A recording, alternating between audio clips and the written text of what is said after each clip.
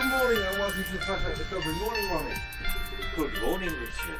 The spell checker is betraying Americanisation, is it? It's not just Americanisation, it's just like, you know, there's new words in the English language now and then. It's like they just don't understand it. Like, well, there are new words, i.e. neologisms, which are put into the Oxford English Dictionary every year. And there are words that come up in the media, like there's a big thing about cuckooing now. Cuckooing? Yeah, it was put into an episode of Happy Valley recently, and so suddenly there's all this flashing about the media about cuckooing, about how it should be made a criminal offence, blah blah blah blah. And often we get words that just evolve and end up in the dictionary. But with Americanisations, I mean, half the time I look at them and I think, you've done this deliberately just to be different.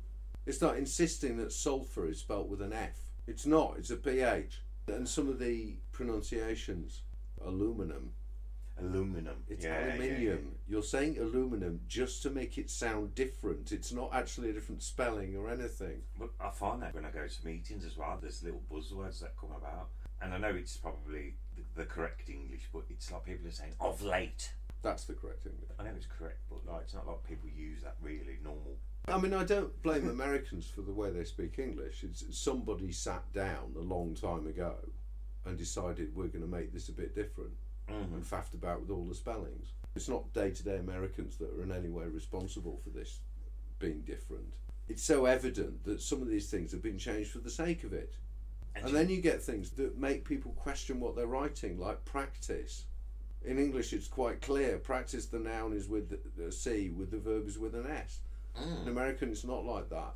But it then causes all this confusion of, how am I supposed to spell it then?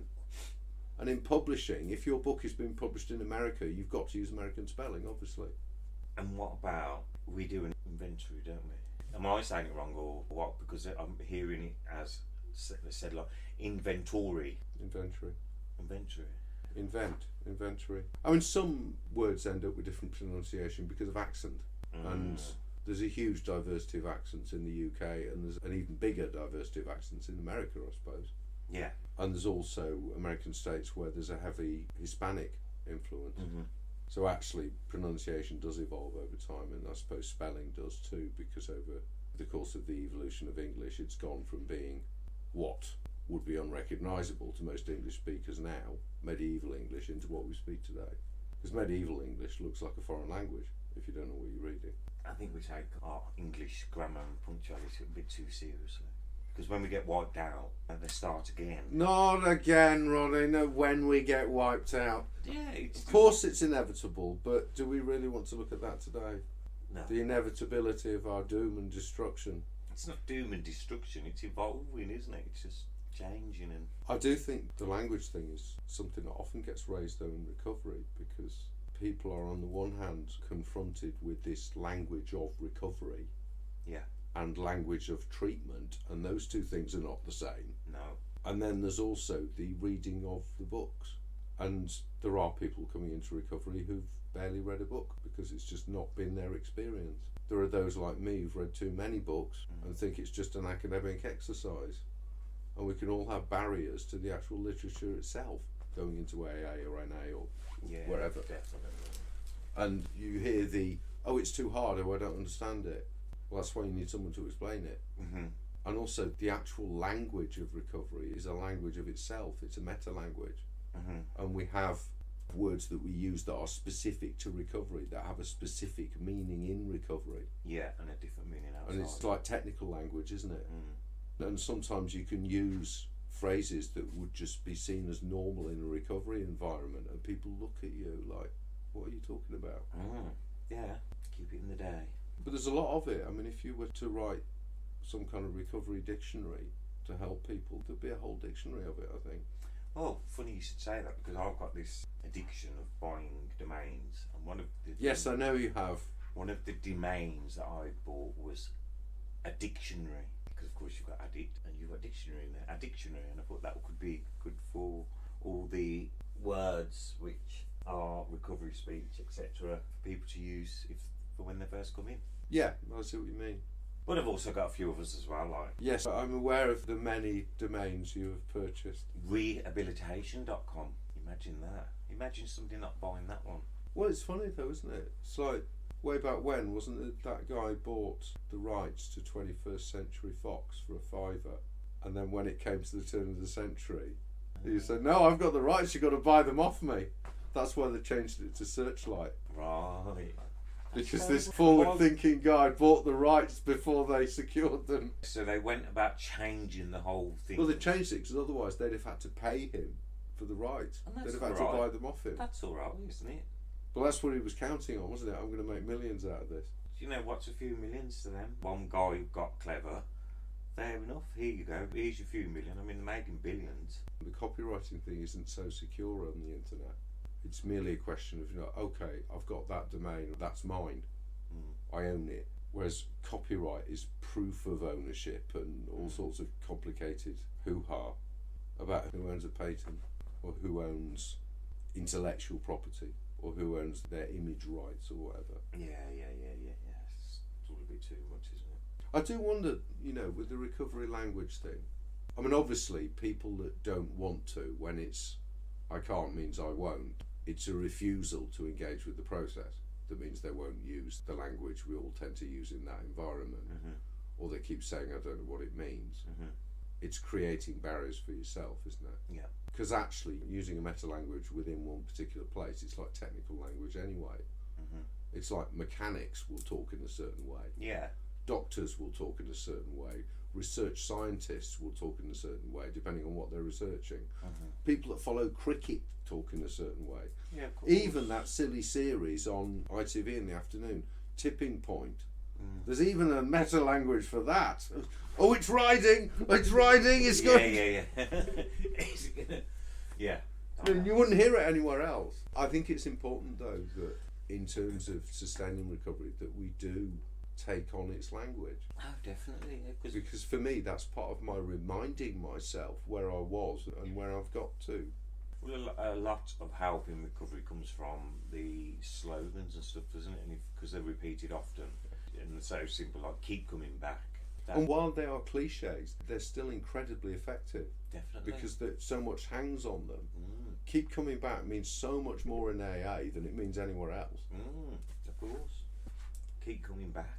I mean, when I first heard it, I just thought it was funny.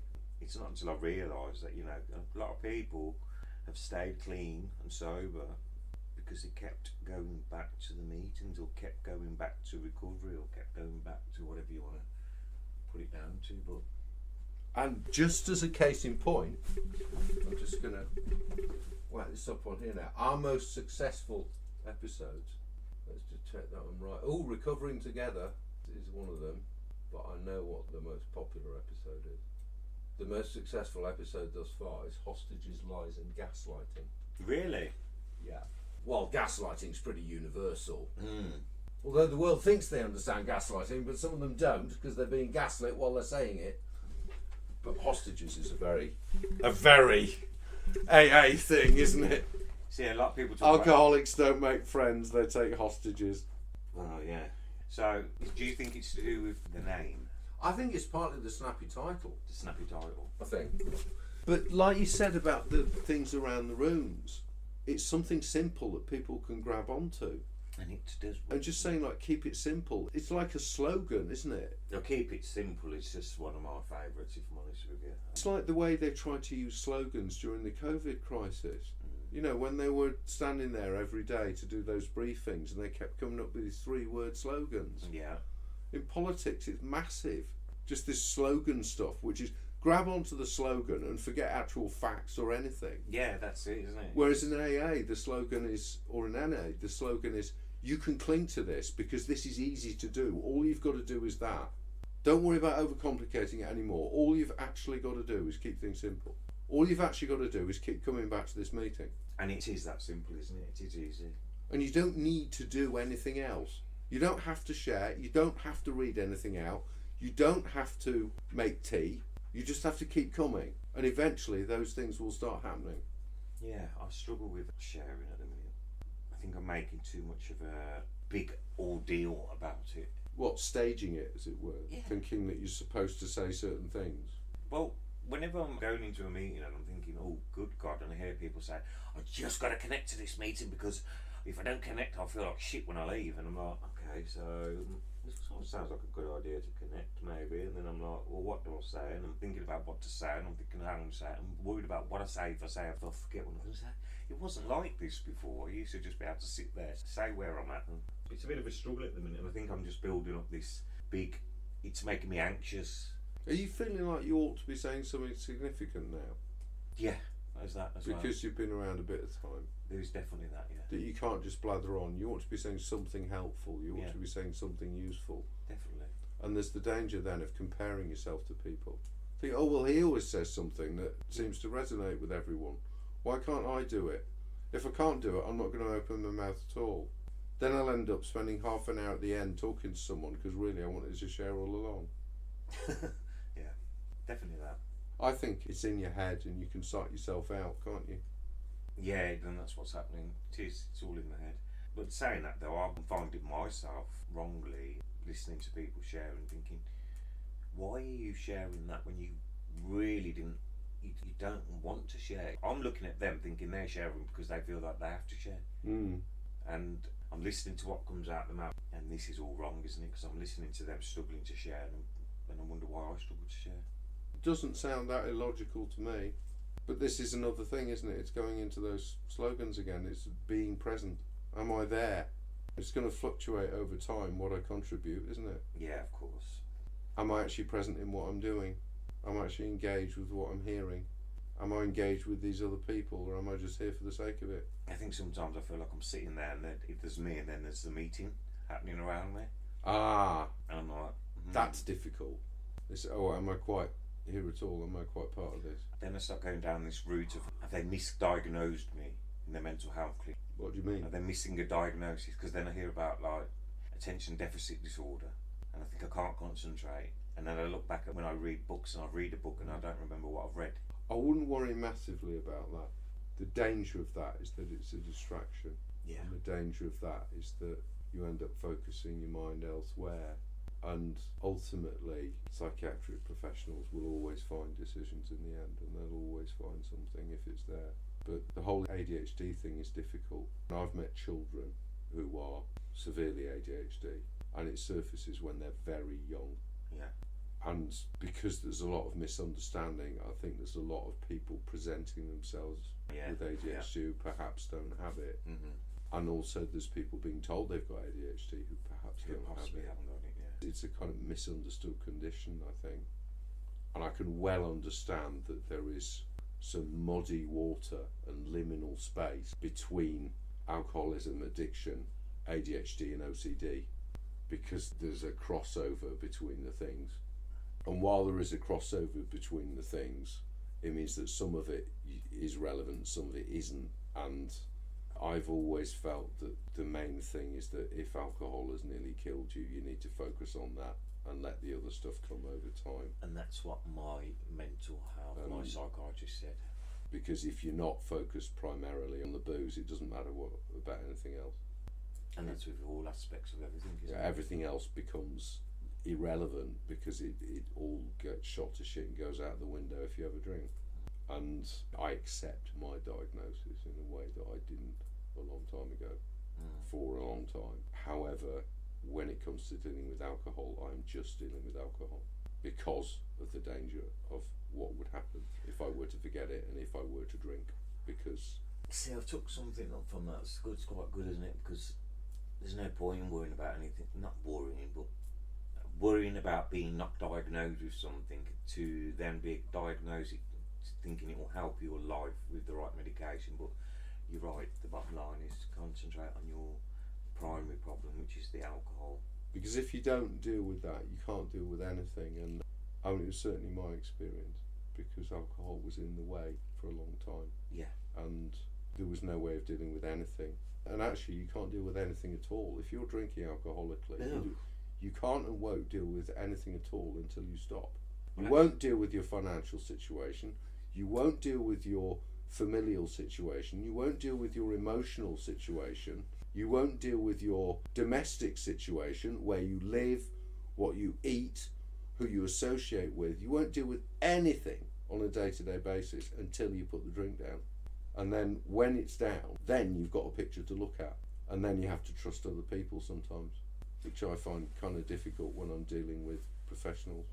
And I think sometimes our heads play games with us. Oh, yeah. Of this, if they miss something. Because I mean, for me, Ronnie, your concentration issues are nothing compared to what they were. 2 years ago, you couldn't concentrate for more than a minute and a half. You certainly couldn't have come in and done this like we're doing this now. No, because it was all read off paper, wasn't it? Well, why do you think I started like that? There were various reasons for that. Partly was to give you the confidence to do it, but it was also to focus. One of the things I find, as I've been around long enough now to have seen it a few times, is that people in the initial months are like seesaws and roundabouts at the same time. And that's because of the damage that the drink and drugs has done to their brain chemistry. That they are flying about like will-o'-the-wisp and mad-ass flies. When I look back at that conundrum I was in, when I left the treatment centre and I went into stage 3, I've never known anything like it in all of my life. I did not know what was going on. I recall going into Birmingham City Centre, which even that looked strange to me. I was looking at them bike things that they charge up round the streets. I hadn't seen them. It's not where I've been. Wherever I've been. They're getting rid of those things, you know, because they haven't got a new contract for them. Right. I think that's a good thing. But saying that, though, I'm spotting more of them on the roads now, where people are buying their own ones and they're zipping around. And I seen one the other day with a woman with a child on there. She was having a fag while she was driving. But yeah, it's the washing machine head, they call it, don't they, when you come into it. You've been one of the typical examples I've seen, obviously because we've spent enough time together, in that when people come into the initial treatment scenario, they can be absolutely bonkers, and yet 9 months later they're not. And that's where we have to acknowledge the damage that alcohol and drugs does to people's brains. Because if you can be nuts in a certain way when you come into treatment, but not nuts in the same way in 9 months' time, then it's got to be the removal of alcohol and drugs that causes you to get to that place in 9 months' time. Because you were like a gadfly when you were in treatment. You would grab hold of something and go hell for leather on it and then suddenly change tack. Yeah. And it's typical of an awful lot of people that I've seen, particularly in that group that I take on a Friday, is I gradually see people coming down off the ceiling. And then because I don't see that many people that often, I might not see someone again for 3 months and they've come down a bit further. I might not see them for another 6 and they've come down a bit further. Yeah. And then when people sustain time, like you have, like Neil has, it becomes quite clear where they would have been at if they'd never had the drink or drugs on them. Yeah. The damage is still there. Yeah, of course, it's always there. It's going to be there. I mean, And like you say, the washing machine head, I think you're always going to be prone to that. yeah, definitely. Do you ever get that madness where you think you're going to buy something and then you work out whether you can afford it, and then when you can't quite afford it you start justifying that, oh no, but if I do this and I do that, then I do, and before you know it you've got 7 or 8 different options in front of you of what you might buy and what the consequences might be in 3 months' time if you bought it. And I do this incredibly complicated formula, and then the best case scenario for me there is that I don't buy anything. If I do buy something, it will be the one that I didn't really want, I discover afterwards. Well, the problem I have with that is, this is quite funny, isn't it? Because I've got this spending problem. I have this thing where I just go out and I spend and I don't care. And this week I bought something using PayPal credit, but I get 4 months interest free, so you don't have to pay anything for 4 months. And the thing that I wanted to get from Argos wasn't in stock, and there was 2 things I wanted. So I bought the one that was in stock, which was more expensive than the one I was going to get, and then I bought the other one using the PayPal credit. So I've ended up with 2. Yesterday I was thinking, tomorrow morning you're going to wake up like you'd waken up after a bender and spent loads of money, but not quite, because you're still within the line. Well, definitely the bigger purchase, I used my vouchers, which I get for volunteering. So I thought, yeah, you're doing that volunteering. But the thing is, Ronnie, you're not displaying anything utterly irrational, because irrational spending, and I know this, is 1, spending money I don't have, 2, spending every penny I've got, which means that I get the bank blasting me for sending back direct debits. It happens in a rush, it happens in a flash, I don't care, and the impact of course is ongoing. because doing that financially can actually have consequences for another year after doing it. And if you're not doing that, you don't need to worry. If you're buying things with vouchers and you're staging a purchase because you're thinking, well, I can do this over 4 months and this is a reasonable expense for something I want, then your spending is not damaging and it's not damning. If I borrow money to somebody, I don't expect to get it back. I don't assume it. So what I have done is the money which I purchased on this interest-free 4-month thing is actually money that's owed to me anyway. And there is a good chance it will come back because it's a good friend. So. Well, but I wouldn't go into a blind panic. I mean, if you tell the shrink this, then they're going to say, no, that's within reason. Yeah. If it was without reason, you wouldn't know you were doing it. I think what can happen is that when we come into recovery, some of us, I can't speak for anyone, I mean, there's this sense of, oh my God, I've got rid of the booze and drugs. Why am I not completely on top of this, that, this? Because I can intellectually see it, I can rationally see it. Yeah. Why am I still doing things that are slightly out of key and out of sync? And I know that I'm doing them because it strikes me that some of your spending is kind of knee-jerk. It's not damaging because you're not train wrecking your bank account, so you don't actually need to worry. I mean, it's not indicative of a gambling problem. It's not indicative of a psychological problem, really. No. But you're also thinking, but surely I should be able to manage better than this. When actually, a lot of the fucking earthlings out there do not manage any better than that. They just don't have the tag of recovering alcoholic. And the thing is, you can look at it the other way, can't you? You can say, well, obviously you are managing well because you've obviously got the funds to purchase it and the funds to pay it back. So if you wasn't managing your money well, you wouldn't have You'd be going to get credit for something you could never afford. Yeah. I know that syndrome. I think it's also, let's think about this rationally, the number of times I hear from normies that they were just looking on Amazon before they knew it, they'd spent 240 quid. Yeah. And your approach to money is probably better than some of those normies because you're actually conscious of the fact that you could get it wrong. There are certain people that obsess about certain things and buying them and having them. Like, I know someone who's got this thing about action figures and someone else who's got this thing about comics. They don't always spend in a rational and sensible way. And they will do the same thing that I've found myself doing, which is, well, if I bought that, but if I leave that until next month, then I can buy this. Even when it's something that I haven't even asked myself the question of, will I use it? And then I hear from a normie that they've done something similar. I don't tell them about the other approach I tend to have when I'm not very well. But I think we get more conscious of anything in the day-to-day that might be damaging to us. Yeah. And one of the things I see with the people who come into recovery and sustain it is that they're all trying to exert a rational approach to money because all of us were living in such a way whereby all our money went on booze and drugs. And everything else was sacrificed in pursuit of the booze and the drugs. And therefore the people who really get their shit together early on in recovery, getting a handle on their finances is one of the first things they do. And getting their hands on their finances and actually thinking, right, oh, this is what I've got to pay for, and this is what... And it's the people that don't do that that often get messed up and relapse. I don't know, I felt a little bit sneaky in that finance department because I know when I came into recovery, I think I had about 40 grand's worth of debt. Oh yeah, I remember you saying. I knew that the debts would be statutory barred after 6 years of non-payment, and I knew... Bankruptcy, isn't it, after 6 years? No, it's not bankruptcy. It's not bankruptcy? No, just statutory barred. They can't chase you anymore for it, and it's written off your records, and that's it, as long as you haven't made a payment. No impact to your credit.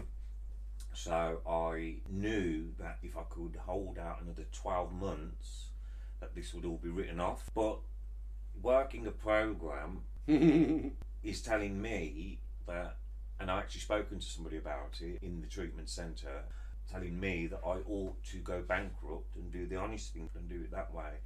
And I didn't take that advice. I was quite early in recovery and I thought, nope, I can get away with this. No, I'm not going bankrupt. I'm not going to face the real consequences of this at all. The spiritual window is, and I will find a way around this spiritual program and fit this in and make it fit into my spiritual I'll shoehorn it into my newfound zen, calm and I thought, responsible head. Well, actually, if I do wait 12 months and it is by law written off, then that isn't me doing anything wrong, is it? So am I in a position now within 12 months? So how do I justify waiting 12 more months? And I just did. I just waited the extra 12 months, and basically I put it down to my God of my understanding would not want me to go hungry. And if I'm hungry and I'm not going to meetings because I can't afford the bus fare and this, that and the other, then I can't help others. So that's how I justify it. I told this someone in a meeting that says you can't bargain with your higher power. Yeah, one of the things I had to do, and I did when I'd left treatment, was I had to deal with a water bill that I hadn't paid, that they caught up with me from some time ago. I thought, well, I may as well pay it because I can't be dealing with the hassle otherwise. And I then went into slightly stunned rabbit mode. But then within a few days, I was looking up every other possible place that I could have owed money. And I found an electric bill that I hadn't paid. And I voluntarily contacted those places. And once I'd done that, I knew that I hadn't got anything outstanding. Now, fortunately, I wasn't talking about 40,000. Because all of my debt and all of my misdemeanours were paid off when I managed to sell my house. In terms of what I owe elsewhere, I mean, I still owe my family money that I may never be able to pay back. But I try and pay back in other ways. Yeah, I can't financially do something. But I've stopped taking money off my mum now. My mum offers me money all the time and I refuse it. And that's almost like me paying it back. Was a biggie for me, actually, facing those financial bits. Because even though it wasn't a huge amount of money, and it's something that I could easily have left alone, I was really glad when I looked it up that it wasn't a huge can of worms. But it was a great responsibility reality check. I thought, I've actually done this. And that's, I bet you... Okay, it's cost me 232 quid, I think it was. But I've actually done it.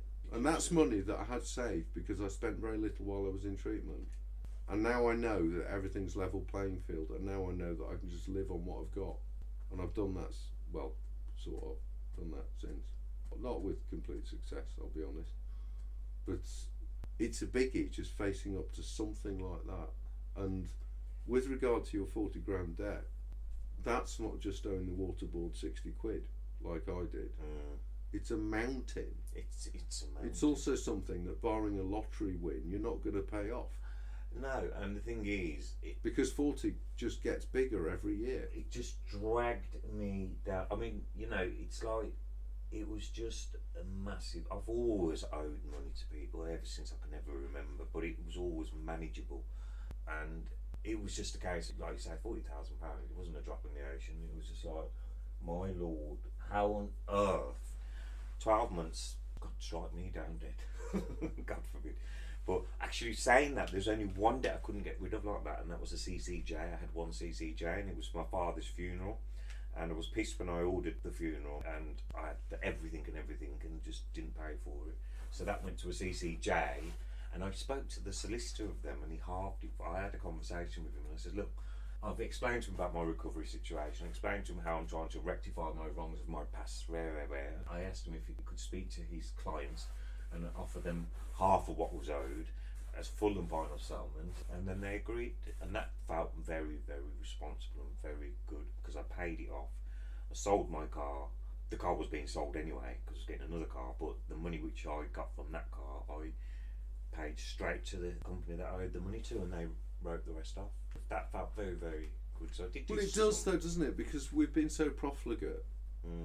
Did you ever do the thing with the utilities bill where you'd ring them up and say the bank had made a mistake? I'd cancel the direct debit, then I'd ring the company up and say, the bank's made a mistake, I'm going to have to set another one up, and fob it off till the month afterwards. Thinking, oh, that's got that one out of the way. Well, this is it, isn't it? You get yourself another month, but I remember them coming round to my house trying to get in to change it into a ticket machine. And because, you know, it's by law we can come in here and do this. It's so nice not to have a mortgage over my head. I mean, don't get me wrong, a mortgage is great, but unfortunately my mortgage was keeping me locked into something, as well as my drug and alcohol addiction and my job, and it's just, I don't thrive to have massive things these days. I just want a nice, comfortable life. I just want peace and serenity inside. Yeah. And honestly, if I've got that, the rest. Well, naturally, if you've got that, it doesn't matter about anything else. Because if you pray for happiness and you get happiness, it's not the big house and the car we realise that gives you the happiness, is it? But part of it is the reality, isn't it? It's rather than being in this fantasy land. Yeah, definitely. That I'm actually levelling the ground and I'm actually in the real world. Because if I'm not, I'm going to carry on with this. Oh, I don't need to pay that. Like these people that won't pay top up when they're in the dry house organisation. They don't pay top up because they need to buy more trainers, usually. Yeah. It's so funny, that trainer thing. My brother told me about that before even coming. He goes, everyone wears new trainers in recovery. He goes, look at them. And then lo and behold, yeah, they do. You don't wear new trainers. You wear you wear new shoes, though. No, they're not new. These aren't new. No, I don't spend preposterous amounts of money on having several pairs of trainers. Well, it strikes me as utterly illogical. I've got to be honest, I fell into that trap, and I did. I've got 14 pairs of trainers in the house, of which I only wear one pair of boots, and every now and again I'll wear a 14, but that's just ridiculous. But I don't wear them. I just wear one pair. You could buy a computer for the price of those 14 pairs of trainers. I know. Right, dilemma time. One of your sponsees is lying to you about having relapsed. Do you A, ask them if anything is wrong? B, just carry on as per usual? C, tell them you know that you can't talk to them again until they get clean and sober? D, call them out in a meeting? Or E, go to the pub with them? Depends where I'm at in my own recovery. You know, sometimes of these people, when they're relapsing, I'm thinking, oh, I bet they're I have heard people relapse with sponsors before. Yeah. I've heard it. It's a good dilemma, this, because I've been in this dilemma recently. Oh, right. Yeah, so a sponsee of mine had relapsed, and he'd already told me why he relapses in the past, and I was watching him doing exactly what he told me he was doing prior, before he relapsed, the last time, the time before that, and he was going against all of my recommendations, my suggestions. You know, I can't force people, I can only suggest. And he was going against all of those, and then he was like, I should know anyway. I won't go into detail because I don't want to bring out someone's business, but and I was told by somebody else that this person had relapsed, my sponsee, so I already knew. So I text him and I says, based on what you've told me in your past events before you relapsed, you've done exactly the same event, so have you relapsed? I just was wondering, knowing that he had. And he sent me a picture of a hospital thing, and he'd been given 3 hours to live, which was quite horrifying and stuff. He was outed to all of his family, because obviously this was the final straw, and they wanted his family in because he'd not got long left. And he survived. He's still alive. So he was very, very lucky. He was taken off the machine and he was alright. Did he follow my suggestions after that? No. So, what was his why? His why? His why I relapsed. He's fixated on earning lots of money, workaholic, works every day God sends. The one thing he did do was, whenever I go on holiday, when I get back I pick up. And he'd already had this holiday planned. I suggested he didn't go. He went, he came back and he picked up. But he chases money.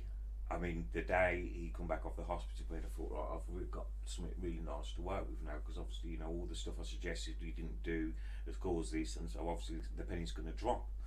Went to the first meeting, and I felt this person was no change whatsoever. And after the end of the meeting, it was, I've got to rush. Because where are you off to? Scotland. I said, you've just come out of hospital. You nearly died. Why are you going to Scotland? I've got a job.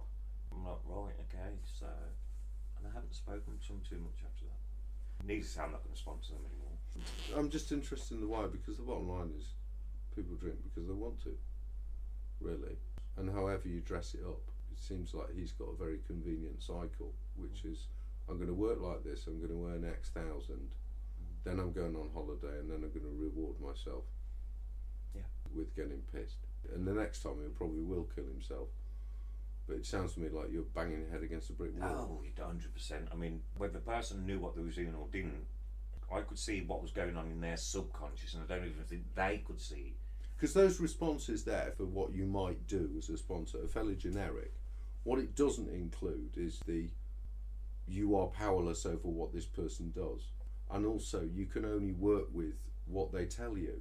course. If they're not honest with you, you can't work with them fully. If they don't tell you the truth, you can't help them fully. And if you're presented with a sponsee that is just going through the same cycle again and again and again, then you might as well not be there.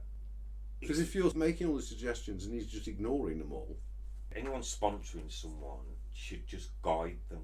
Oh, absolutely. And They've that's got to it. find their way for themselves. Look, if you go down that road there, turn left, Yeah. turn right, you'll get to the place where you need to be.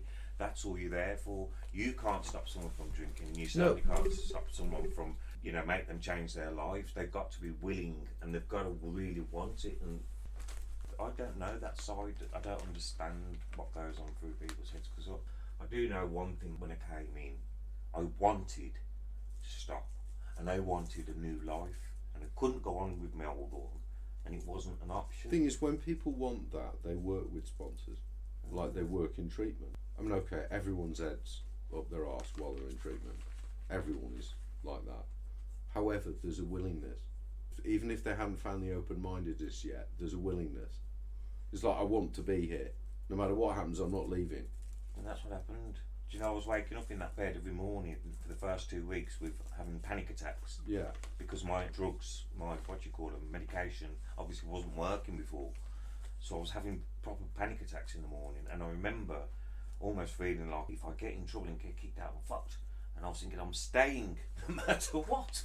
And I remember someone saying, there's 10 of yous in here, it's 10% success rate, so only one of them you're going to get it. And I thought, well, you're all fucked then, aren't you? And that's honestly what went through my head. Well, you see, I've always held to that one because it's generally true, that one. But I've seen cohorts where nobody makes it. Yeah. And when I think of my own cohort, over a 3-month period, there are 5 of us who've not picked up since. Really? That's good. And That's good, isn't it? oh God, yeah. I mean, it's. That's really good. But I read something recently about an evaluation of the effectiveness of AA, and they've actually done some sort of substantive research that suggests it's a lot more effective than people think. Definitely, because Because even if it's giving longevity, There's a in huge people's amount of lives. fake jiggery-pokery going on Twitter, like all the people going on about substance use disorder and about the fact that, you know, this is harm reduction works, and a lot of things that are just speculative, because in terms of actual recovery there are various methods, but AA is the one that's stuck for a long time now, and there are millions of people across the globe going to AA. And I think in terms of sustaining recovery, I can't see any evidence that any other approach works. So I think it's simple, isn't it? Because it's, if you can quantify the amount of hours of sobriety AA brings, yes, people relapse, but that person's life has probably got more days of sobriety than they obviously if AA wasn't there. Yeah. So even if they relapse or they don't relapse, they're having more time in their lives, which is sober. So if you add up the amount of hours in clean time or dry time, whatever you want to call it, dry time's not the right word. Sobriety. Sobriety. So I'm not sure what you actually call that time which is not necessarily being sober, because you get quite a lot of people that will hang about AA for 10 years and they'll be off the booze more often than they're on it, which means that actually, rather than dying 5 years ago, they're still around. well, this is it, isn't it? And that still counts, doesn't it? And I think there's a bit of a myth that AA is purely about people getting 35, 45, 55 years sober. It's not just about that. It's about the people who duck in and out because they can't quite get it. The chances are, in 35 years, there's a good chance you will accidentally have an alcoholic drink just by pure accident. Yeah.